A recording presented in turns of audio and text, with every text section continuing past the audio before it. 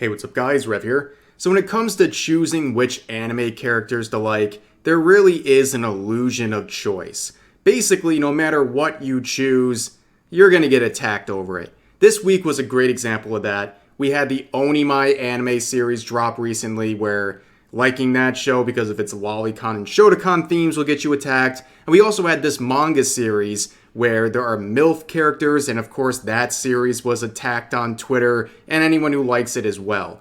So there really is an illusion of choice when it comes to selecting anything that is slightly weird in any shape or form, and you know what? That's just the reality of the situation, but hey, you're never going to make Twitter happy, so like what you like and go on from there. So related to the examples we just gave, there is an article currently floating around from our good pals over at CBR talking about how people are shocked and horrified over this Mother's Harem manga that just came out. Now, if you don't know CBR, you're really missing out. They are the legends of the journalism medium. They are one of those classic examples like Kotaku that simply exist to be laughed at. Their whole business model is pumping out like 30 to 40 articles a day and making them in a way that they're so bad they get rage clicks out of it, and people simply just go there to make fun of them. I mean, look at this.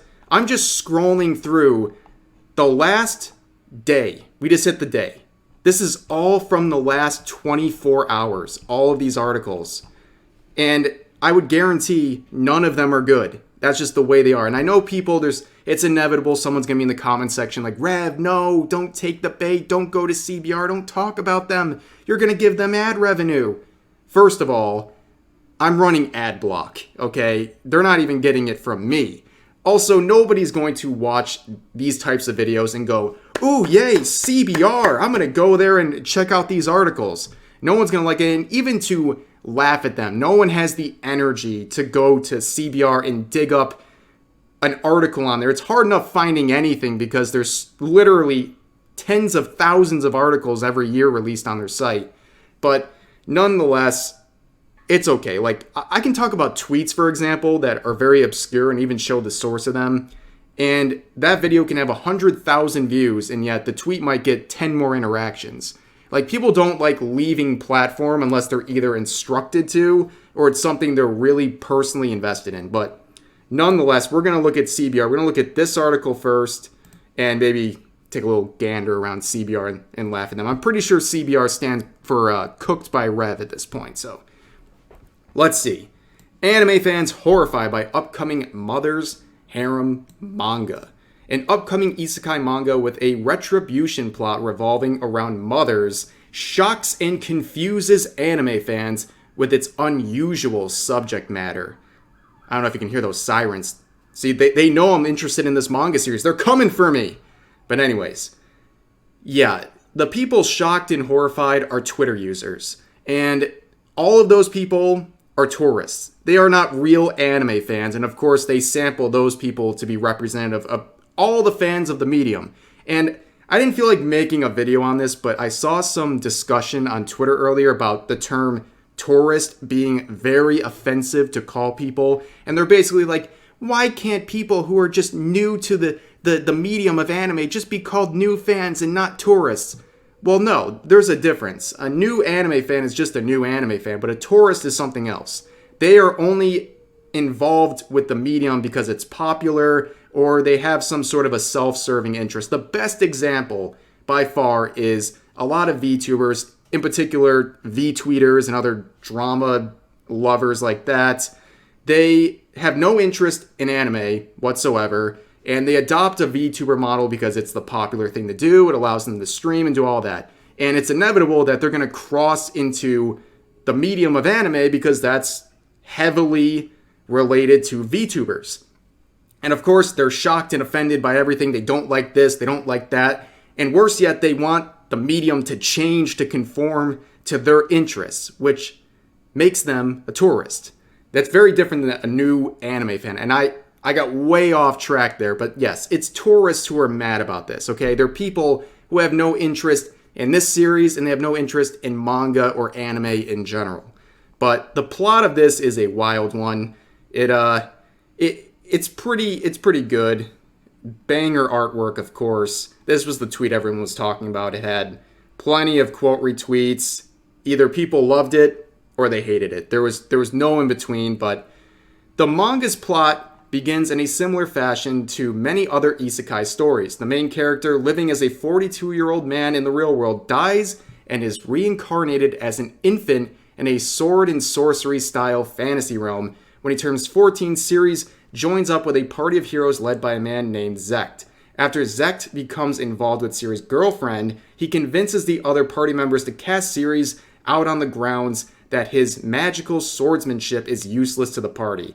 Now, this is where it gets great. This is where the plot really develops. I am selling you guys this manga, like hashtag ad. I'm being paid in the enjoyment of the series. If they want to slip some shekels my way, sure. But I'm gonna get you guys sold on this.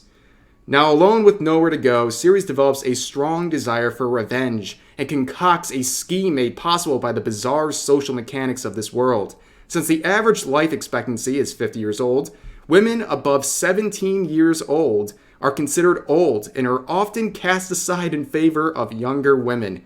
Damn, Matt Walsh would love this world, wouldn't he? Apparently, this even happened with Zek's mother. Ceres creates his own party with the mothers of each of his former party members, hoping that his new team will become an endless source of torment for the members of his old one, including Zect. 10 out of 10 plot. That is award-winning stuff right there, but that's what has everyone upset. This revenge arc involving the characters' mothers, and you know what? In a world where if you like a lolicon or a lolly character, you're going to get death threats, and if you like a MILF character, you're going to get death threats. It doesn't really matter what you choose. The illusion of choice. It all comes back to the title of this video. But there's one other article I thought was funny. I don't know. I just saw this when I was searching for some things on CBR. 10 ways being an anime fan is worse when you're an adult. Not true. None of this is true. Number 10. Great anime series are hidden in silly presentation styles. What? Frivolous excess that's indulgent and lacks substance. What do people turn 18 and all of a sudden they lose all their wonder in the world and wonder in fantasy? That's stupid. Some anime series are too long. You have ADD. That's not an age problem. Animation problems are easier to notice as an adult. No, they're not. You notice them as a kid too. What are you talking about? Choosing dubbed over subtitled versions of anime. How is that hard? That's the real illusion of choice. Dubbed or subbed. That does not get harder. There are more anime that cater towards younger audiences. Yeah, there's plenty of cartoons and other in movies and all sorts of Western media that is tailored specifically towards children, and yet adults relate to them. That's not true. And also, it's a huge medium. If you can only find things that are catered towards younger audiences, you're not looking hard enough. Tourist. Certain character tropes invade serious anime. Oh, let me guess. Let's see. Are they going to give examples? Oh yeah, yandere, tsundere, oh, and lolly. Of course they list that. I don't know, man. Those things are like fine wine. They get better the more you get older, I guess. But it's difficult to keep track of spin-offs. Again, this is why would a child be able to do this better than an adult? Seems like it's a you problem at this point. The gratuitous body-based fan service. Are you implying the fan service is only for kids? That's a little sussy, dude. I don't know about that. Copious filler content. Again, take your Ritalin. Focus up.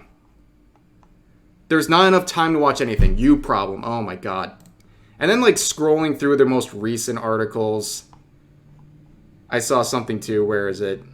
Why is Makima still likable after her villainous acts? Of course they like the manipulative groomer. That's their example of a really, how can you not like Makima? But nonetheless, I think you get the point. CBR bad. And when it comes to choosing your favorite anime characters, don't let Twitter or anyone else hold you back from liking what you like, because oftentimes, no matter what you choose, Twitter's going to harass you anyways. So that's going to do for this video. Please let me know your thoughts about all of this in the comments section down below. Hope you enjoyed, and I'll see you guys next time.